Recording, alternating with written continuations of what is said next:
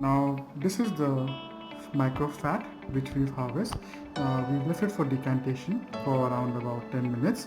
So now you can see the oil and the tumescent solution below and the fat which has decanted on the above, because the fat is much lighter.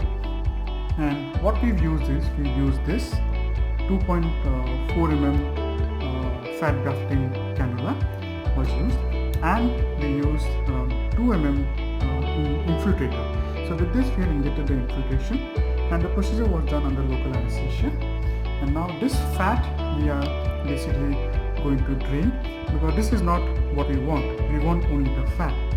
So we are planning to emulsify the fat. We are planning to go for SNEA, and once the SNEA is formed, we will keep the SNEA to inject into the depressions where the acne scarring depressions are there, and then we'll also keep half of it as nanofat. The nanofat then will help in actually creating much more better rejuvenation and the removal of the scars. So this is microfat now.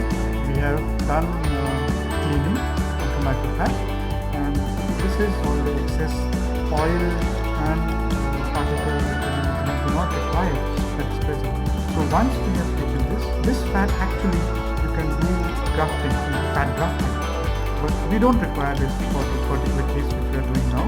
We require SNEA and nanofat. So we'll be draining out everything, and then we'll be further processing this microfat to convert it into SNEA and microfat and nanofat.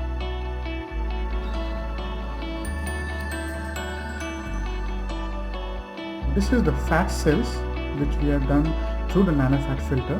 So these are all the fat which has been filtered, and this is the nanofat which we are going to inject into the patient.